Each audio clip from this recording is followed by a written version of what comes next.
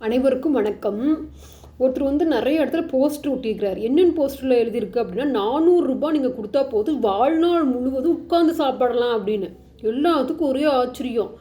அப்புறம் ஞாயிற்றுக்கிழமைக்கு இல்லை இந்த அட்ரஸுக்கு வாங்கன்னு சொல்லிட்டு ஒரு ஃபோன் நம்பர், ஒரு அட்ரஸ் கொடுத்துருக்குறாரு. அப்புறம் எல்லாம் நிறைய பேர் போகிறாங்க. 400 ரூபாய்க்கு வந்து வாழ்நாள் முழுவதும் உட்காந்து சாப்பிட்லான்னு சொன்னால் சும்மா இருக்கும், என்னன்னாவது போய் பார்த்துறோன்னு சொல்லிட்டு நிறைய பேர் போகிறாங்க. பயங்கரமான மக்கள் திரண்டு இருக்கிறாங்க. அப்புறம் அவங்களுக்குள்ளே பேசிக்கிறது, எப்படி 400 ரூபாய்க்கு வாழ்நாள் முழுவதும் உட்காந்து சாப்பிட்லாமா? ஓ, இவர் ரொம்ப பெரிய பணக்காரனாக இருப்பானோ, அப்படி இருந்தாலும் இப்படிலாம் பண்ண மாட்டாங்களே. அப்படி இன்னொருத்தன் சொன்னாங்க, 400 ரூபாய் 4 லட்சமாடா, நல்லா தெரியுமா, வெறும் 400 ரூபாய்க்கு வாழ்நாள் முழுவதும் உட்காந்து சாப்பிட்லாமா அப்படின்னு அவங்ககிட்ட பேசிக்கிறாங்க. ஒரு வேளை வந்து நிறைய கோடிக்கணக்கில் பணம் இருக்கும், வாரிசு இல்லாமல் இருக்கும், அதனால் பணத்தை எப்படி செலவிடன்னு தெரியும், இப்படிலாம் கொடுத்துருப்பாங்கடா. சரி, நமக்கு வந்து லாபம் தானே, 400 ரூபாய்க்கு கொடுத்துட்டு வாழ்நாள் முழுவதும் ஜாலியாக உட்காந்து சாப்பிட்டுக்கலாம் அப்படின்னு ஆளுக்கு பேசிக்கிறாங்க. அப்புறம் அந்த சொன்ன நபர் வெளியில் வராரு, போஸ்டர் ஒட்டினார்ல அவர் வெளியில் வராரு. அப்புறம் மக்கள் எல்லோரும் சத்தம் போட்டு கேட்குறாங்க, இது உண்மையா, நாங்கள் நம்பலாமா அப்படின்னு சொன்னதுக்கு, நான் என்னுடைய வாக்குறுதியை ஏமாற்ற மாட்டேன், நான் சொன்ன வாக்குறுதி உண்மை, 400 ரூபாய்க்கு நீங்கள் வாழ்நாள் முழுதும் உட்காந்து சாப்பிடலாம். ஆனால் நீங்கள் 400 ரூபாய் பணத்தை கொடுத்துட்டா திருப்பி நீங்கள் வந்து பணத்தை வாங்கிடக்கூடாது அப்படின்னு சொன்னதுக்கு அப்போ எல்லாத்துக்கும் கொஞ்சம் டவுட் வருது. அப்புறம் ஏன் இப்படி சொல்கிறாரு, இது உண்மையா பொய்யா அப்படின்ட்டு இருந்தாலும் எல்லாத்தையும் சரி என்னென்னு பார்த்துறோன்னு அப்படின்னு சொல்லிட்டு எல்லோரும் 400 ரூபா பே பண்ணிடுறாங்க.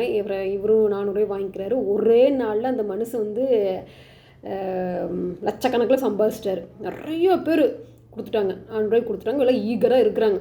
400 ரூபாய்க்கு என்னடா நமக்கு என்ன வரப்போகுது, வாழ்நாள் முழுது உட்காந்து சாப்பிடலாமா, ஆஹா அப்படின்னு பார்த்துட்ருக்குறாங்க. ஒரு பெரிய ஒரு குடோன் மாதிரி இருக்குது, அது ஓப்பன் பண்ணுறாரு. உள்ளே ஆயிரக்கணக்கான சேரு.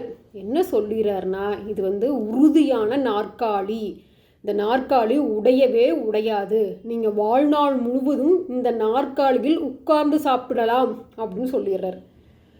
அப்புறம் யாராலும் எதுவும் பண்ண முடியல, எதிர்த்தும் கேட்க முடியாது. ஏன்னா அவர் வந்து என்ன சொன்னார், நீங்கள் வாழ்நாள் முழுவதும் உட்காந்து சாப்பிட்லான்னு சொன்னார். நீங்கள் உங்களுக்கு சாப்பாடு கொடுக்குறேன், உங்களுக்கு லட்சக்கணக்கில் பணம் கொடுக்குறேன் அப்படின்லாம் சொல்லலை.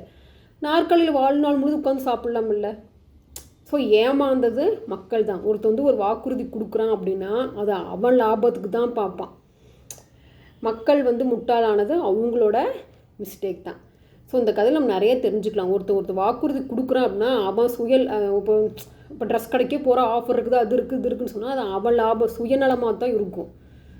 ஸோ அது நாம் யோசித்து பார்த்து ஒரு பொருள் வாங்கும்போதோ ஏதாச்சும் ஒன்று செய்கிறோம் அப்படின்னா ஃப்ரீயாக கிடைக்குது ஆஃபரு அப்படி இப்படின்னு. இப்போ அரசியல்வாதிகளே வந்து பணம் கொடுக்குறாங்க அப்படின்னா அது வந்து அவங்க சுய லாபத்துக்கு. ஏன்னா அவங்க அரசியல் வந்தால் லட்சக்கணக்கில் சம்பாதிக்கலாம் அப்படின்ட்டு.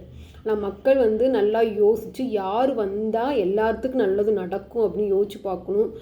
அந்த ஒரு செகண்டில் யோசிக்காமல் மாற்றி ஓட் பண்ணிட்டோம் அப்படின்னா அவதிப்படுறது நாமளாக தான் இருக்கும். ஸோ இந்த கதை உங்களுக்கு பிடிச்சிருந்துச்சு அப்படின்னா லைக் பண்ணிவிட்டு சப்ஸ்கிரைப் பண்ணிடுங்க.